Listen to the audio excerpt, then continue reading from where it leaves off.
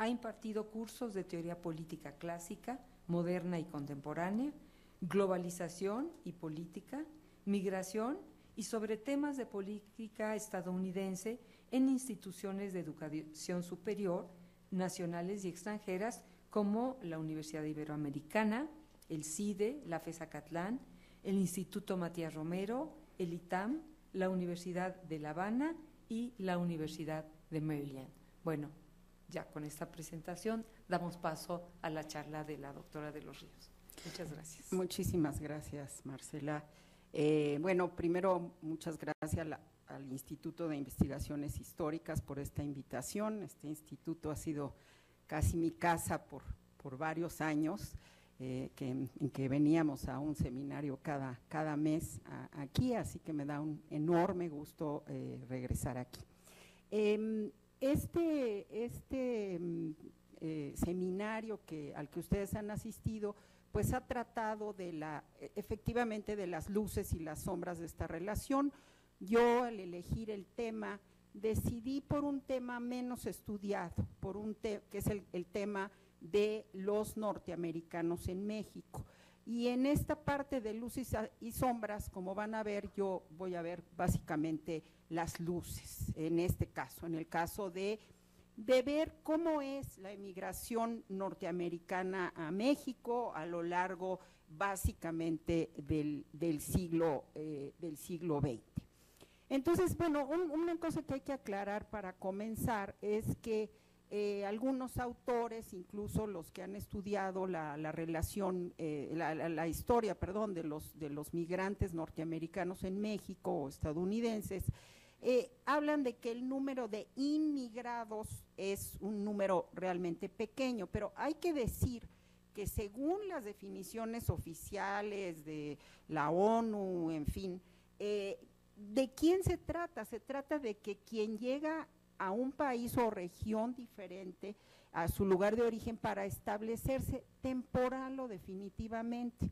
Yo hice el doctorado en Estados Unidos, viví 5 años y medio allá, nunca me consideré una migrante, pues sí lo era para los efectos de las clasificaciones, y no solo de las clasificaciones, sino para los efectos personales, porque uno nunca puede vivir en otro lugar, en otro país, sean 6 meses, 5 años o 20 o toda la vida, sin tener algo de ese país. Y ese es el caso de muchos de los personajes que vamos a ver en esta charla. Algunos estuvieron en México 6 meses, pero esos 6 meses fueron fundamentales, fuese para su arte o para su vida personal.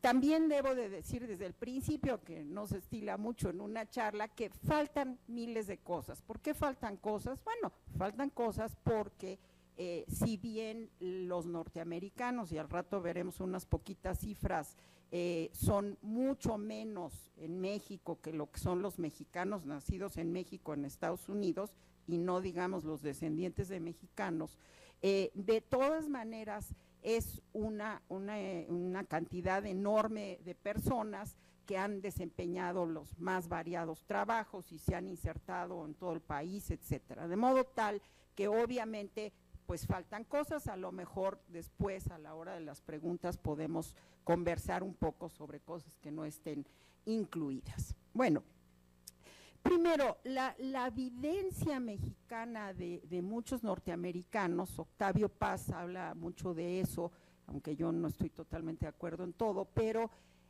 México es como el otro más cercano, es decir, la otredad para los norteamericanos, pues son todos los que no son norteamericanos, pero digamos que la otredad más cercana por las diferencias históricas, étnicas, religiosas, etcétera, pues somos nosotros, es decir, es México, somos los mexicanos.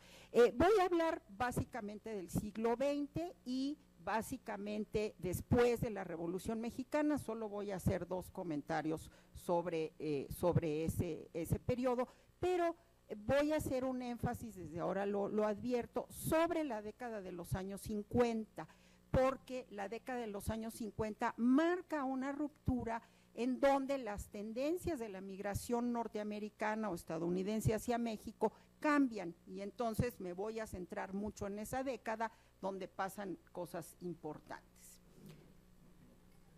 Mejor más atrás. Muy bien. Bueno, primero, en el Porfiriato, hay que recordar que si bien, y esto lo sabe muy bien la doctora Terrazas, si bien la presencia norteamericana en México viene desde el siglo XIX a través de muchas cuestiones, incluida una guerra, lo cierto es que lo que podríamos llamar la colonia norteamericana en México en realidad cuaja ya de manera definitiva durante el Porfiriato. Y no solo eso, sino que es cuando se crean instituciones norteamericanas, y en algunos casos norteamericano-británicas, que viene desde esa época, el Colegio Americano, el Hospital Inglés, que se llama American British Something, pero en fin, el Hospital Inglés, que también tenía relación con los norteamericanos, y eso sucede porque evidentemente durante el Porfiriato empieza a trasladarse la influencia europea, en particular inglesa y francesa, hacia la preeminencia de la influencia norteamericana, que cuando venga la Revolución Mexicana tendrá una importancia fundamental en todos los sectores, en la minería, en los ferrocarriles, desde luego, en el petróleo e incluso en las actividades agrícolas. Pero no, a eso no me voy a referir porque si no, no podríamos llegar ni siquiera a 1950. Bueno, entonces nosotros nos vamos a centrar en el periodo posterior a 1920. Durante la etapa armada de la Revolución, de la que tampoco voy a hablar, pues hay que decir que obviamente hay una invasión, esa invasión ciertamente no puede considerarse que los norteamericanos que vinieron en ella fuesen migrantes a México, pero sin embargo sería un tema muy importante a explorar, porque finalmente cuando un ejército invasor pasa un determinado tiempo en un país, pues también ahí hay una interrelación con la población. Pero como dije que iba a hablar de las luces, tampoco voy a hablar de este tema, pero bueno, ahí tienen las fotos. Hay que decir, eso sí, y van a ir viendo como libros o revistas a lo largo de mi presentación, donde si tienen interés pueden analizar y ver aspectos increíbles o aspectos que se han estudiado con más detenimiento de esta relación, que es esto que Margarita Orellana llama la mirada circular. La Revolución Mexicana, y en particular Pancho Villa, absolutamente fascinaron a los norteamericanos, que tenían pues este fenómeno ahí al lado de su frontera. Sabemos, digamos, que John Reed, por ejemplo, a quien fascinaron las revoluciones, este hombre de Harvard, pero de izquierda, que también que escribió 2 libros fundamentales sobre las 2 primeras revoluciones del siglo XX, la Revolución Rusa y la Revolución Mexicana. Entonces, pero esta fascinación de Reed y de los periodistas norteamericanos en general llevaron a que casi se volvieran a escenificar algunas batallas para que pudieran ver a Pancho Villa. Por supuesto, después vino lo de Pershing y todo lo demás. Como dije, no voy a hablar de esa parte, pero sí es importante entender que muchos periodistas norteamericanos vinieron durante esa época por esta absoluta fascinación que ejerció la Revolución Mexicana sobre ellos. Ahora, la parte más importante en la primera mitad del siglo XX, en términos de la presencia norteamericana en México, se da entre 1920 y 1940. Ahí tenemos este libro de Helen Delpar que se llama The Vogue of All Things Mexican, la moda de todas las cosas mexicanas. ¿Por qué?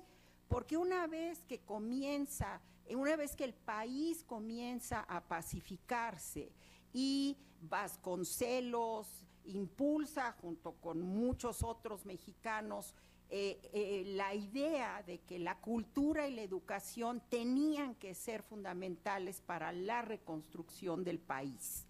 Y entonces, pues se da esta eclosión cultural fantástica.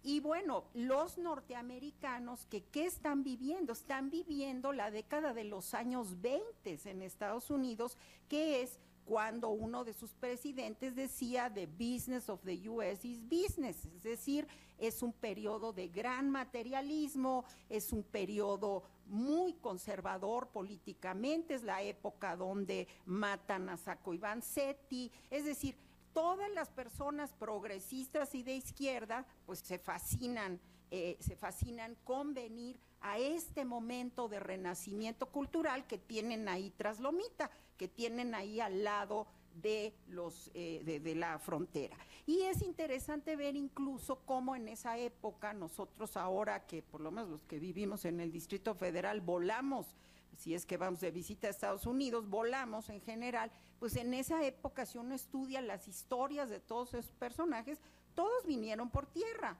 aunque vinieran en un modelo T o quién sabe en qué, pero el hecho es que venían por tierra. Un asunto que también fue importante es que cuando ya viene la revolución bolchevique, pues ahí ya empieza un choque muy fuerte con Estados Unidos y con el capitalismo en general, mientras que la Revolución Mexicana aparece, sobre todo este periodo de renacimiento, como algo más leve, si se quiere, comparado con la Revolución Rusa. Bueno, entonces, ¿a quiénes vienen a México? Vienen a México, podemos hacer una lista de artistas que fueron fundamentales en la historia del siglo XX norteamericano y de su cultura. Desde John Reed, Anita Brenner, de la cual hablaremos un poquito, que en realidad Anita era mexicana y se enojó mucho cuando le dieron el Águila Azteca, pero en fin, Catherine Ann Porter, John Dos Passos, Hart Crane, Archibald MacLeish, Tennessee Williams, Saúl Bellow, todos estos personajes pasaron por México en aquella época, es decir, estaban verdaderamente fascinados, interesados por eso extraño que pasaba al sur de la frontera. Bueno, como decía, ella es un personaje que en realidad había nacido en México, por eso es un personaje bicultural, pero que su formación intelectual la tuvo en Estados Unidos, en la Universidad de Columbia, estudiando antropología. Después ella se vino a México y murió en México, en Aguascalientes, donde ella había nacido, pero en fin, también se le puede considerar como un personaje norteamericano que escribió muchísimos libros como Ídolos detrás de los altares y otros, El viento que arrasó a México, y que esa mujer tuvo relación íntima con los grandes de la cultura mexicana de aquellos momentos. Bueno, Edward Weston, por ejemplo, el fotógrafo, ahora hay ya no me acuerdo, perdón, ya no me acuerdo si esa es la que ya quitaron o no la han quitado, pero en fin, hace 2 semanas vi en el Museo de Arte Moderno una exposición de fotografía maravillosa de Weston y Tina Modotti, que vienen precisamente a México justo en el momento en que se acaba esta parte más violenta de la Revolución Mexicana. De hecho, vivían en una casa muy cerca de donde yo vivo, y como pueden ver ahí, Edward Weston in México, 1923-26, es decir, Weston no fue un inmigrante formalmente, pero fue un hombre que vivió en México un tiempo suficiente para que México tuviera un enorme impacto en él, y también él en México. ¿Por qué? Porque la característica fundamental de los intelectuales y artistas norteamericanos que vienen en ese momento a México es que van a tener una relación cercanísima con la élite cultural de México, con los pintores, con los músicos, etcétera. Entonces, hay esta fascinación por el arte popular y las reliquias precolombinas, pero también hay en Weston, por ejemplo, y otros fotógrafos lo dicen, lo que significa como reto para su arte la luz de México. es decir, la luz del valle, esa luz de la región más transparente del aire, que ya no es transparente, pero en fin, pero ellos sí pudieron gozar de eso. Entonces, eso tuvo un impacto enorme. ¿Y qué otra cosa? Los rostros mexicanos, porque si alguno de ustedes es aficionado a la fotografía, acabo de presentar el famoso WC, pero Weston encuentra en los rostros mexicanos una cosa fundamental para su fotografía. Así como le gusta el arte popular y retrata un montón de otras cosas, los retratos de Weston, ella, por ejemplo, es también una México-americana, es la mujer de Covarrubias, Rosa Covarrubias. Ahí los tienen a Weston y a Modotti, a Lupe Marín, que es un retrato muy, muy famoso, no me acuerdo si era Leopoldo Méndez, el de abajo, y desde luego esta pureza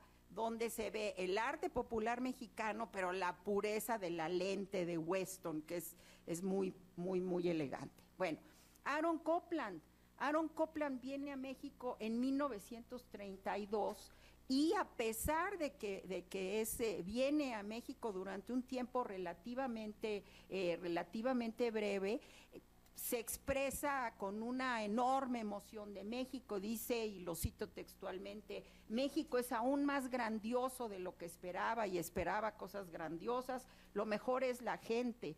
No hay nada en Europa ni remotamente parecido. Ellos realmente son el pueblo. Nada en ellos aspira a ser burgués. Con sus overoles y sus pies descalzos no solo son poéticos, sino verdaderamente émouvantes, dice émouvant en francés en el original. Ahora, no solo Copland tiene esta emoción que le provoca a México, que lo lleva a escribir la famosa obra Salón México, sino que además él va a ser gran amigo de los músicos mexicanos más importantes de la época. Entonces vean cómo ahí lo que hay es una relación entre élites culturales y artísticas, porque va a ser íntimo amigo de Silvestre Revueltas y de Carlos Chávez, con quienes se mantiene en contacto después durante muchos años.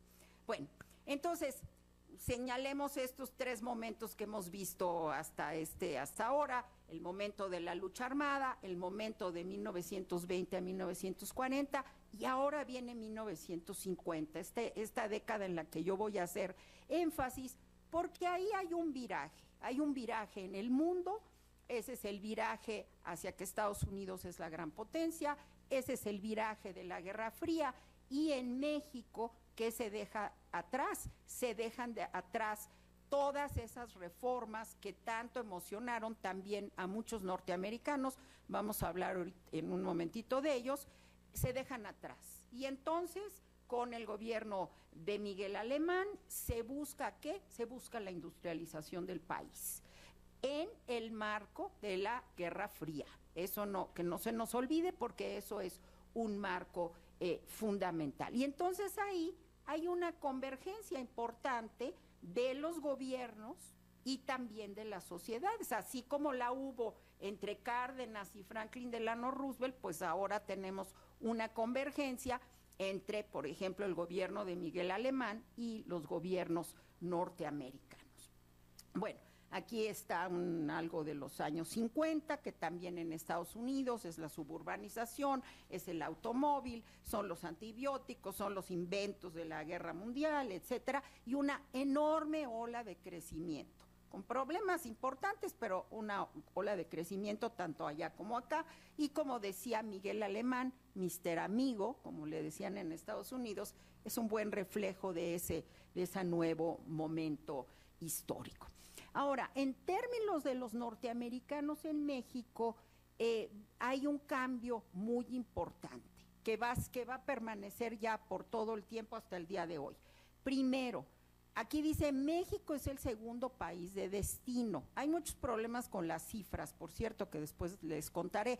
Ya no es el segundo, porque el primero se suponía que era Canadá como destino de los norteamericanos. Ya es México el primero. O sea que ahí ya cometí un errorcito, perdón. ¿Efectos migratorios o turísticos? No, me estoy quitando turismo. Estoy hablando migratorio sin querer decir inmigrado, ojo. Es decir, perdón, pero una persona que pasa 6 meses acá, los de invierno, y 6 meses allá, no es un turista que viene a emborracharse a Tijuana, o que viene al spring break a Cancún, o que viene un rato a ver las pirámides. No, no estoy, y ojo, el turismo es fundamental, ¿eh? O sea, a partir de 1950, nada más que lo evité porque, bueno, es pero luego si quieren podemos hablar, pero desde luego, y después del septiembre 11 el turismo ha repuntado. ¿Por qué? Pues porque la gente tiene miedo y es mejor estar acá a 4 horas de vuelo de Estados Unidos que estar, no sé, en Asia o en Europa o en otra parte. Pero bueno, no, nada de turistas serían muchísimos más, no, pura gente que pasa o que ha inmigrado, que pasa temporadas largas en México, que pueden ser desde 6 meses hasta quedarse en México. Esa es la variación, digamos, de las comunidades norteamericanas en México. Y la segunda es que constituyen más de la mitad de los extranjeros que viven en México. Y los estudiamos muy poco en los últimos años, gracias en parte a la migración mexicana a los Estados Unidos. Los estudios migratorios en México se han fortalecido mucho y entonces ahora estudiamos desde las comunidades coreanas, chinas, los españoles, etcétera, etcétera, pero estudiamos poco a los norteamericanos, aunque ellos son los extranjeros, el grupo extranjero más numeroso en este país, pero no los estudiamos mucho. Bueno, también aquí puse esta foto del puente de Ciudad Juárez de los años 50. ¿Por qué? Porque ya estamos viendo esos cambios. Adiós amigos, come back again, ¿ok? Dice el letrerito ese, y bueno, vemos Bacardí, vemos los automóviles de los años 40, etcétera, vemos los cambios que trajo consigo esta década. Ahora, a partir de esta década, ¿quiénes constituyen los norteamericanos en México? Pues la verdad es que es un abigarrado y contradictorio conjunto, como pongo ahí, desde los veteranos de guerra, que van a ser muy importantes, tanto en la guerra de Corea como en la guerra de Vietnam. El gobierno de México va a hacer acuerdos con el Pentágono para recibir a personas, a excombatientes de las guerras norteamericanas, turistas, desde luego, estudiantes de cursos de verano, de licenciatura o maestría en el Mexico City College, empleados de las empresas transnacionales, retirados, expatriados que huyen del macartismo, y artistas y hasta espías de la Guerra Fría. Espías que, por cierto, el jefe de la estación de la CIA en México, no pongo esa foto allí, ni voy a hablar de él, pero los testigos de su boda, por ejemplo, pues fue el presidente de México. Entonces, este era el jefe de la estación de la CIA en México, así que seguramente los espías también hicieron su granito de arena, pero no los voy a mencionar. Bueno, el Mexico City College, el Mexico City College va a ser una institución muy importante, se funda en 1940, la certifican en 1950. El Mexico City College para mí es interesante porque yo trabajé muchos años en el CIDE, y el CIDE, el Centro de Investigación y Docencia Económica, que está en la carretera Toluca, ocupa el mismo edificio que tenía el Mexico City College en México. Esta institución de 1947 a 57 otorga 1,113 títulos de licenciatura en Ciencias Sociales y Administración y 723 títulos de maestría. Y el Mexico City College es el antecedente de la Universidad de las Américas en Puebla. Ahora, es muy interesante esto porque los norteamericanos sí tienden mucho a escribir, entonces ellos han escrito, los que fueron estudiantes en los 50, han escrito las memorias de lo que fue el Mexico City College para ellos. Ellos no vivían en un enclave porque no había campus, ellos vivían en la Ciudad de México, en el centro, se mantenían siendo extras en las películas, eran entrenadores de fútbol americano, y ellos en su recuerdo de su juventud dicen que, como Hemingway decía del París de los años 20, que París era una fiesta, que México era una fiesta. Entonces ellos tienen una idea muy romántica, digamos, de lo que fue esto. Y en Oaxaca también tenían el Centro de Estudios Regionales, que fue muy importante.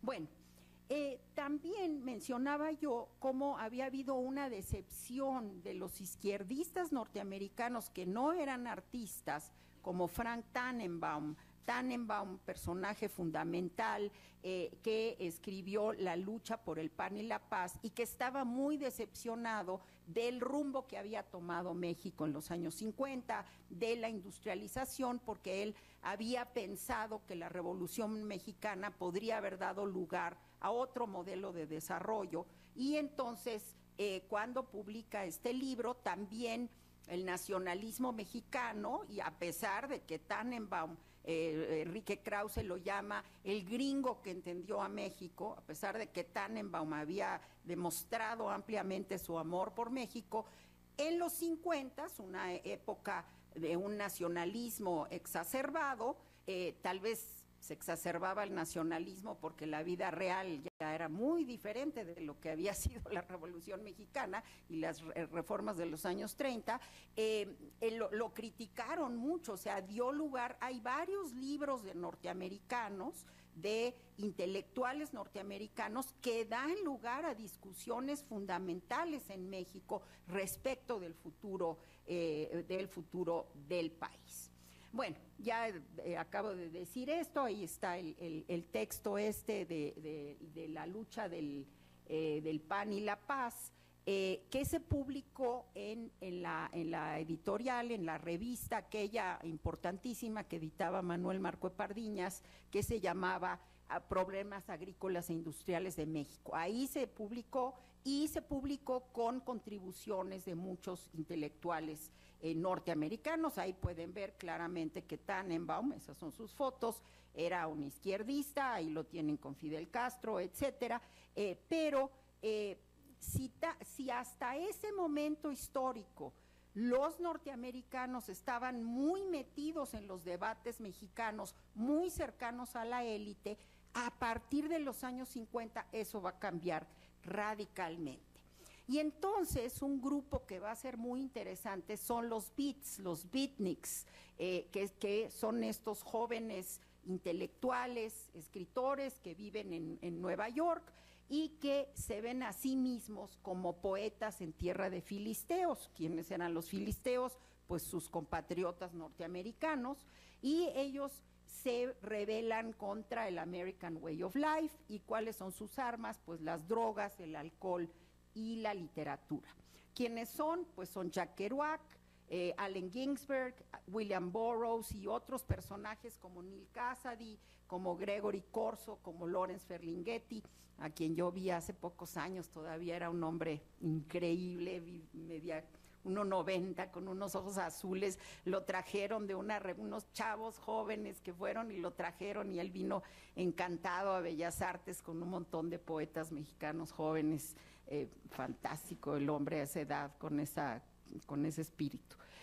Bueno, todos estos personajes pasaron temporadas importantísimas en México de años, ¿no? Unos iban y venían como Kerouac y otros como Burroughs se quedaron en México. Ahí los tienen en la plaza de, ¿cómo se llama? Ay Dios, bueno, se me olvida, también está cerca de mi casa, pero donde está el edificio de las brujas, la plaza Río de Janeiro. Bueno, entonces ahí están los beats en la plaza Río de Janeiro, y este era el hombre más ¿cómo se llama? Más viejo de ellos, nació en 1914, y este es como el de los Rolling Stones, que se metió pero de toditito, y sin embargo fue el que sobrevivió más tiempo, lo cual es una buena propaganda para el alcohol y las drogas. Bueno, este hombre se graduó en Harvard como John Reed, o sea que los harvardianos tienen su corazoncito mexicano.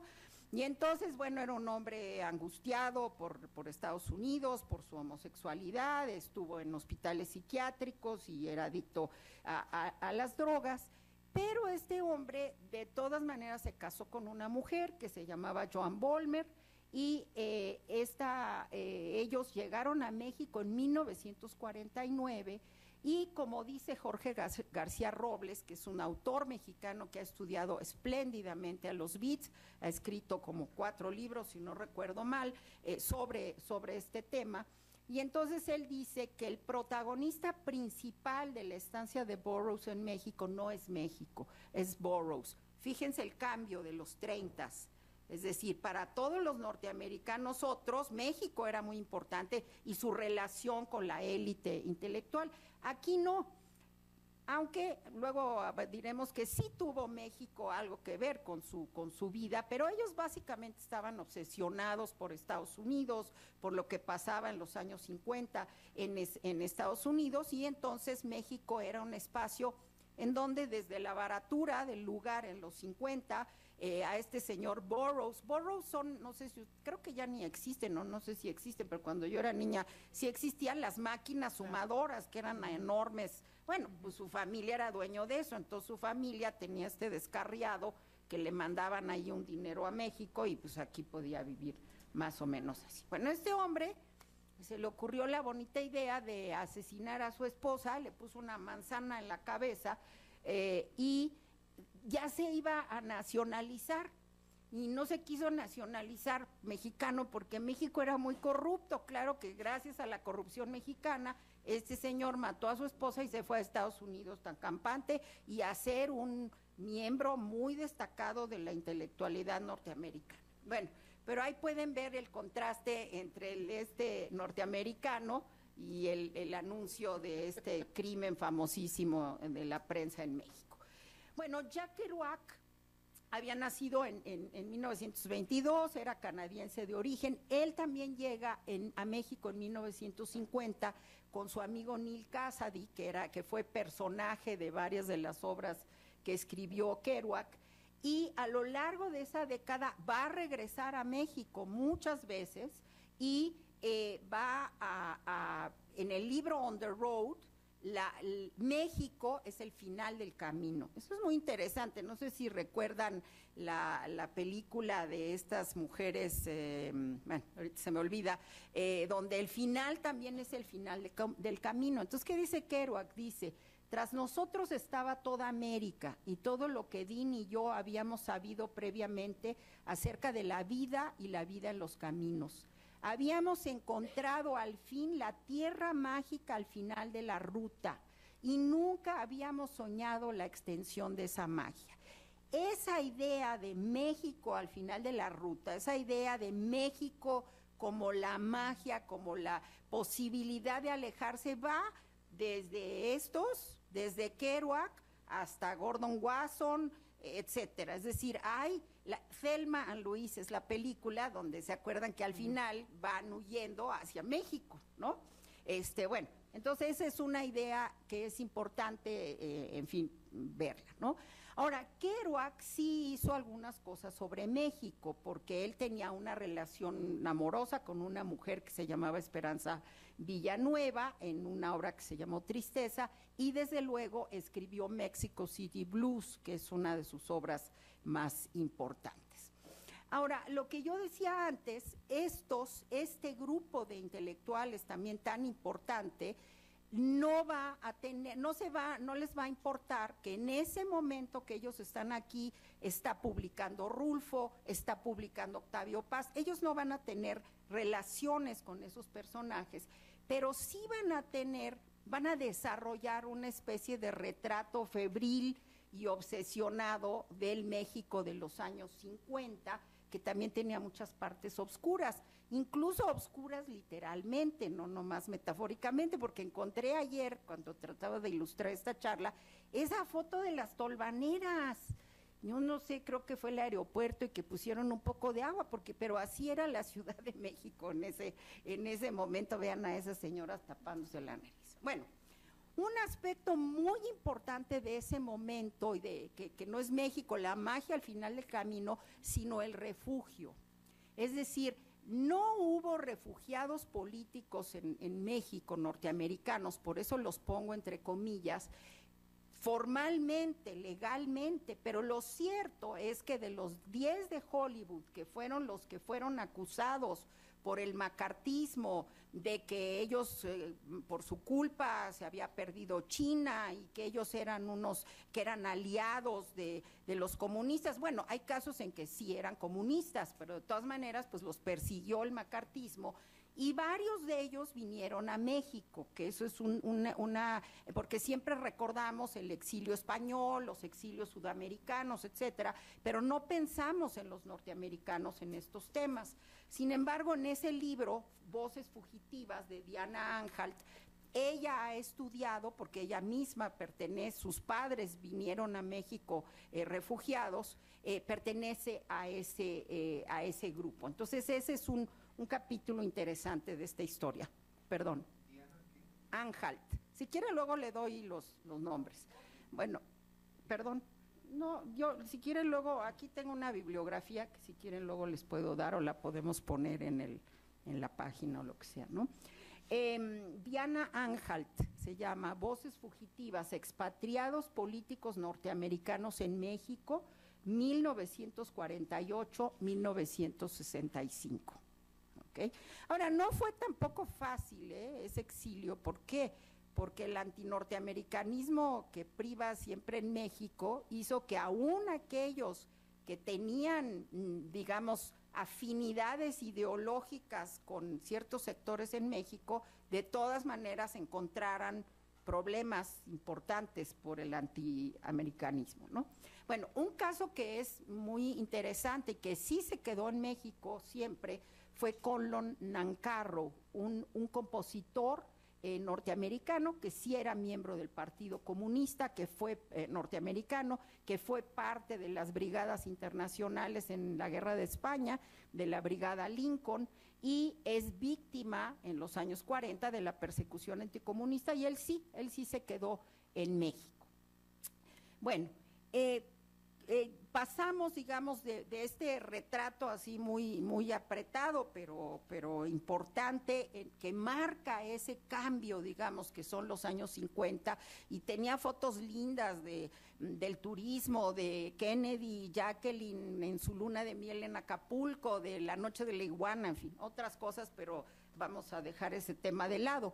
Pero en los años 60 se piensa que los norteamericanos en México son como 97,000, que no es tanto. También tengo que decir una cosa importante. México, especialmente los que vivimos en la ciudad, pensamos que que hay un montón de extranjeros.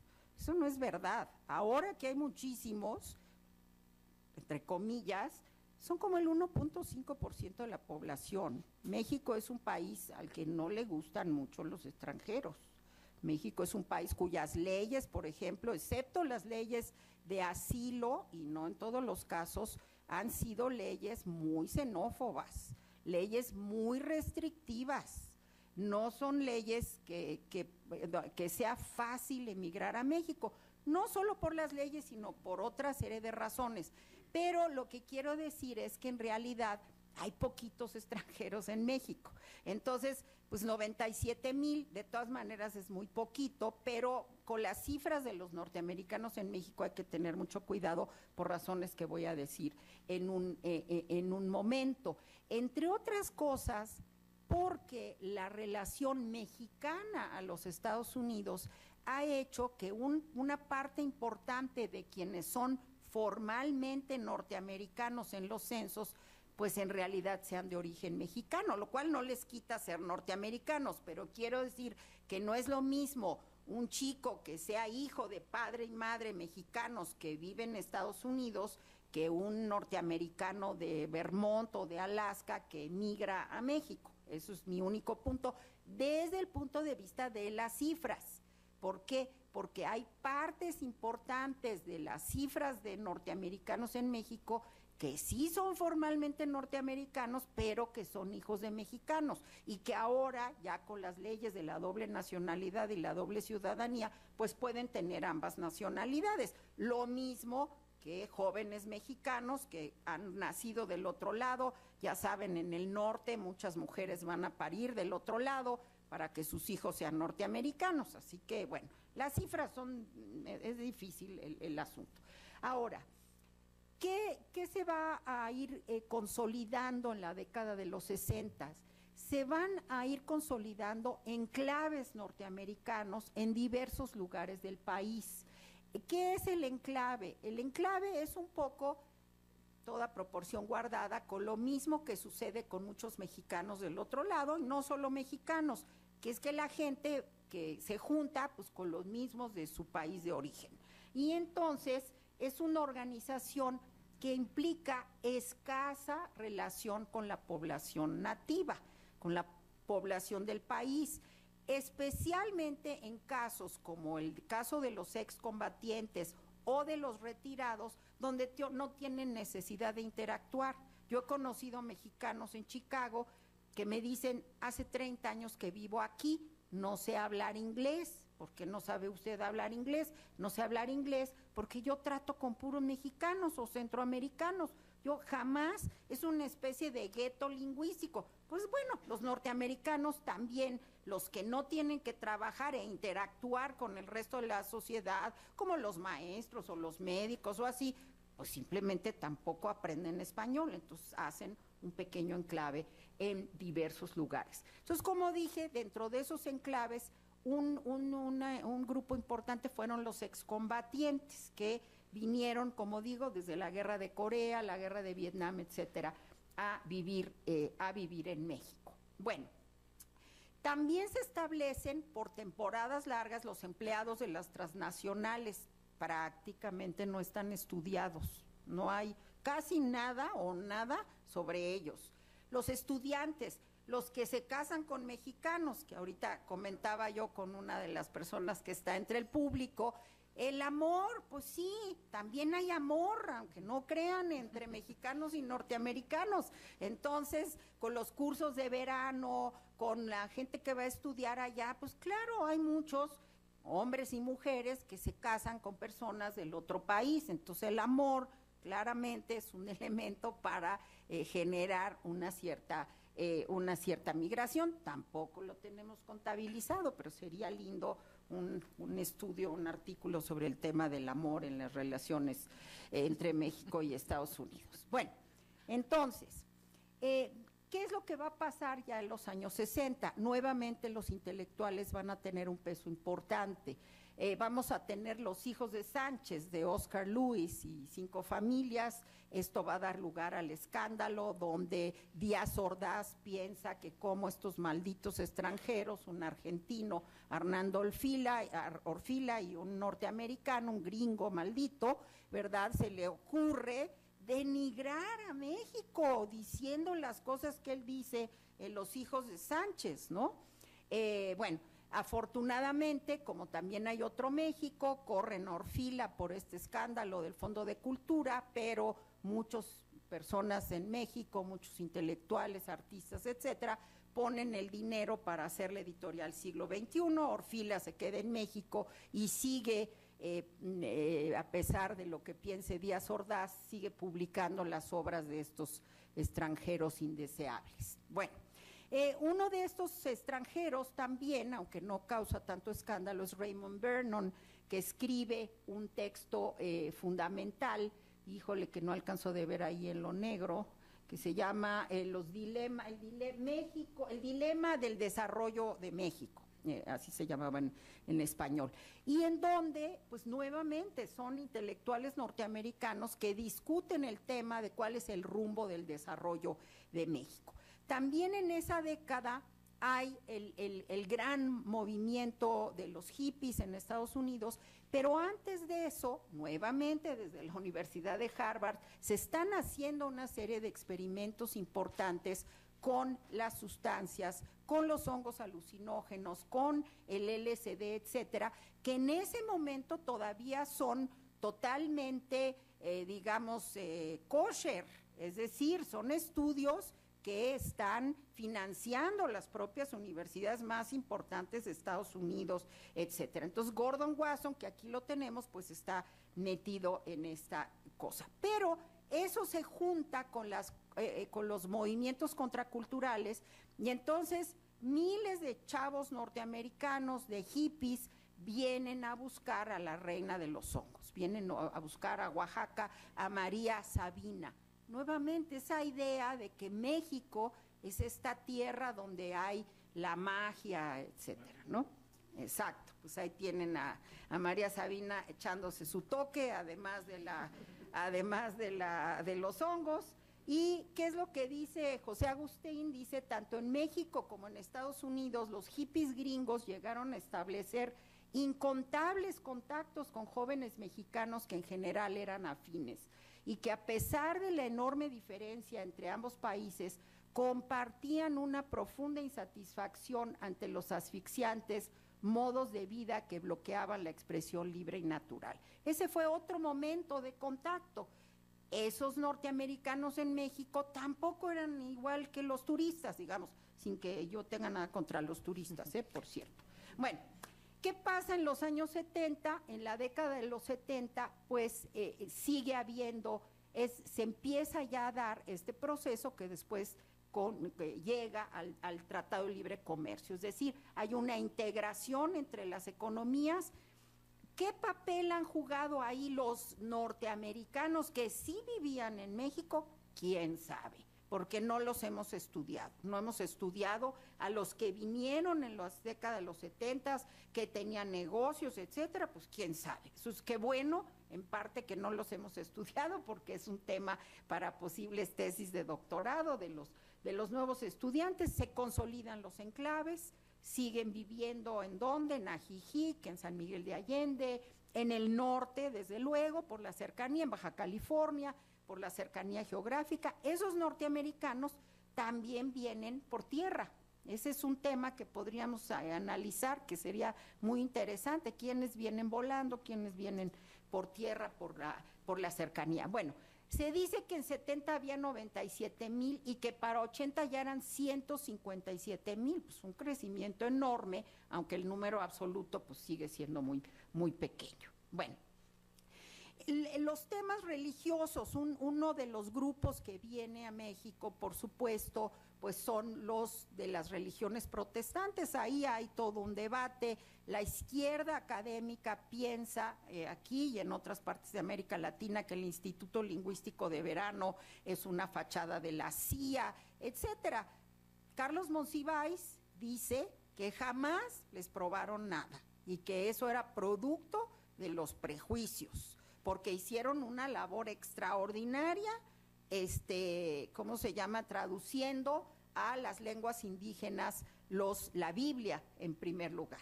Bueno, ¿qué pasa en la década de los 80? Ya me voy más rapidito porque ya vamos a acabar.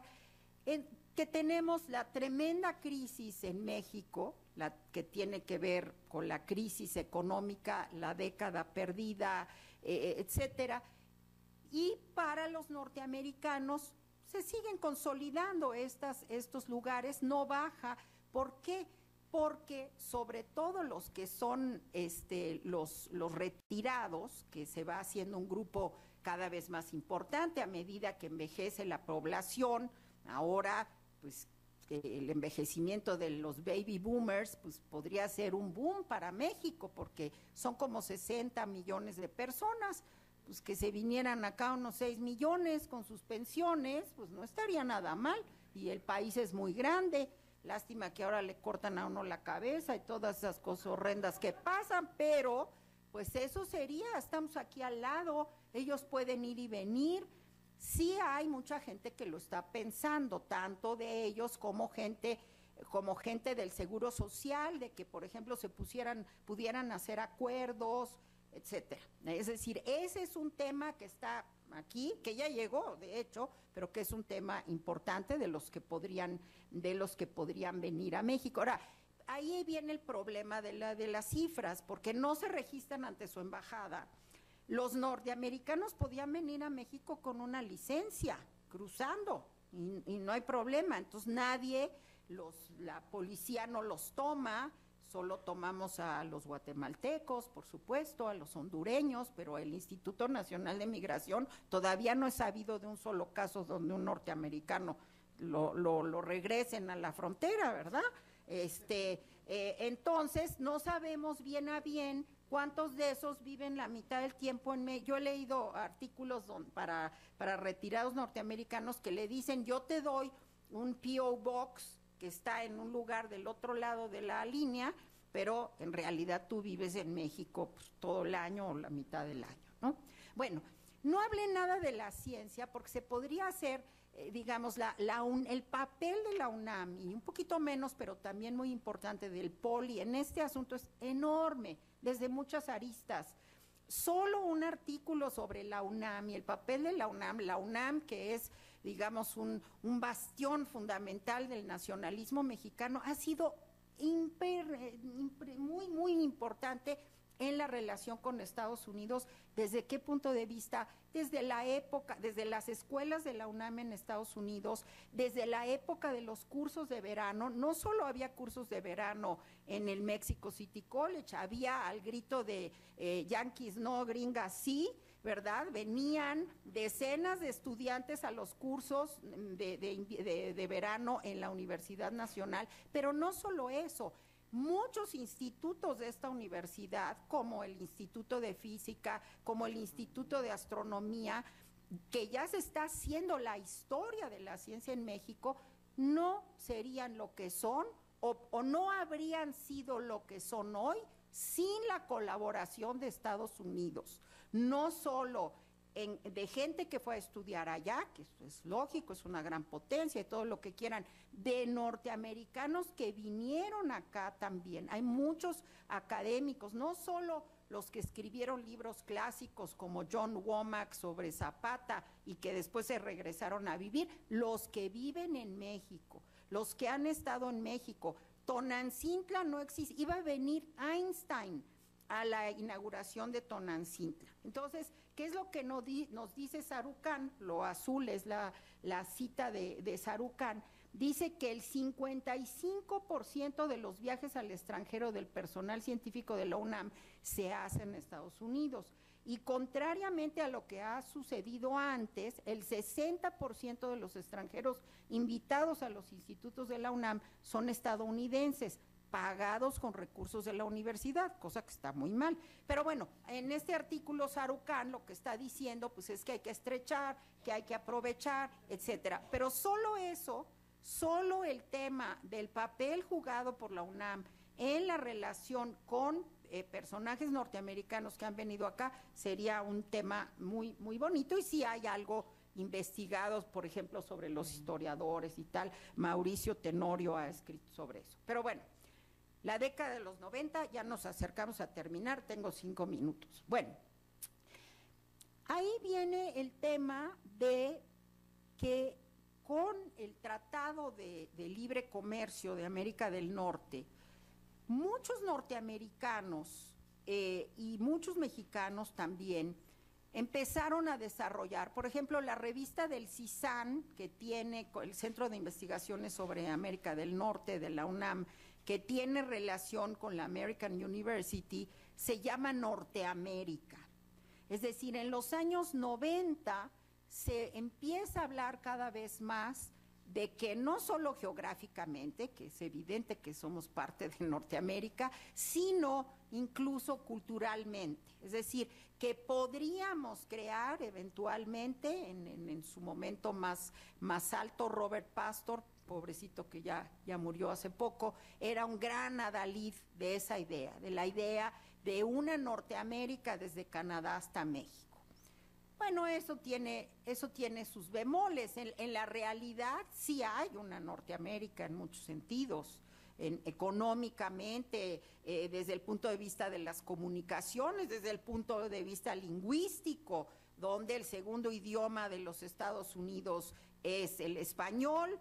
Para nosotros no es todavía el inglés, que haríamos bien en estudiar inglés porque es una gran ventana al mundo, pero hay esta idea. Sin embargo, esa idea pues tiene sus bemoles y, como digo, lo que se sigue consolidando a lo largo de este tiempo a medida que envejecen son las colonias norteamericanas en México. Ahora les traigo unas cifras que dicen que hay 1 millón de estadounidenses en México, y 600,000 en la Ciudad de México. Yo la verdad creo que la evidencia anecdótica nos dice que si hubiera 600,000 en la Ciudad de México, pues los veríamos, ¿no? No sé, yo no se me ocurre que haya 600,000 norteamericanos en la Ciudad de México, aunque, por ejemplo, españoles también siempre ha habido muy poquitos, y mi mamá, que es refugiada de la Guerra Civil, yo siempre le digo, oye, pero ustedes gritan tanto que yo creí que eran un montón, y pues no, entonces a lo mejor igual los norteamericanos, que son más calladitos, pues igual y sí hay 600,000, pero lo dudo, francamente. Sin embargo, sí vean las cifras muy importantes. En el 2000, según las cifras oficiales del CONAPO, hay 343,000, o sea, ya se acercan en las cifras oficiales al 500,000 para el año 2000. Bueno, esta última la saqué de Wikipedia, así que pónganle las comillas de Wikipedia, pero dice que aquí ya hay más de 500,000 en todo el país. Están en todo el país. El estado número 1 es Jalisco, por los que están en Ajijic y alrededor del lago de Chapala. Baja California, que lo tienen tan cerca. Ahí sí, uno va a Baja California o va a Cancún y no solo ve a los turistas, uno ve los condominios, o sea, ahí sí, anecdóticamente uno pues, no, sí, aquí están los norteamericanos. Bueno, Nuevo León, Guanajuato, Chihuahua, Baja California, Distrito Federal, solo 10,000. Entonces pasamos de 600,000 a 10,000, bueno, pues han de estar ahí como a la mitad. Bueno, una cosa que sí es nueva, que estos ya son los norteamericanos de origen mexicano. Nos han devuelto un montonal de jóvenes y de niños que son norteamericanos, que nacieron allá, pero que los están deportando con sus papás que no tienen documentos del otro lado. Esa es otra parte de los norteamericanos en México. Y sí es una parte diferente, que tendríamos que tener una política pública para utilizar sus conocimientos, en vez de que en la escuela se burlen porque no saben quién era el padre Hidalgo, pues debían premiarlos porque saben otro idioma como nativos de otro país que son, porque en realidad son nativos. Entonces, debiéramos estar aprovechando a todos estos niños y jóvenes en lugar de rechazarlos. Entonces los rechazan allá, los echan de este lado y acá los tratamos muy mal. Entonces, por ejemplo, este grupo que son los Dreamers en México, Dreamers son estos chicos que tienen, que es por las siglas de esa ley en Estados Unidos, que tienen el derecho a quedarse, aunque ayer un juez le dijo otra cosa a Obama, pero en fin, pero también hay Dreamers, también hay muchos que han echado acá, que ya no se pueden acoger a esa ley, pero que también son norteamericanos, que estudiaron en la escuela de allá, que hablan inglés, que culturalmente son norteamericanos y que lo que no debiéramos, creo yo, no debiéramos rechazarlos, sino debiéramos aprovechar todas las cosas buenas que estos chicos traen y además enseñarle quién era el padre Hidalgo. Todo eso está muy bien, pero no rechazarlos aquí, porque entonces es una cosa muy, muy terrible. Bueno, entonces, ya dijimos de los baby boomers y por último, quiero decir que este es un campo que no hemos estudiado por muchas razones, básicamente por prejuicios, porque si bien sí somos capaces totalmente de reconocer, por ejemplo, en el Observatorio Astronómico de San Pedro Mártir, el nombre, ahí hay una placa para el astrónomo norteamericano que iba a llegar a quedarse en México y le dio un infarto y murió. Por ejemplo, por supuesto, en los museos está Edward Weston y muchos de los que yo no he hablado, Goldin o Gorman, en fin, sí somos buenos para reconocer individualidades, ¿no? En donde sus contribuciones a México son extraordinarias a pesar de que sean gringos. Pero no deberíamos pensar eso, debiéramos estudiar toda la enorme cantidad de cosas que no sabemos, quiénes son los empresarios, en qué sectores están, estudiarlos antropológicamente, cuál es su vivencia de México que difiere de los demás, etcétera. Es decir, tenemos unas ideas muy generales y tenemos individualidades, pero necesitamos hacer el nexo entre una cosa y otra, necesitamos estudiar más a los norteamericanos, a los estadounidenses en México. Muchas gracias.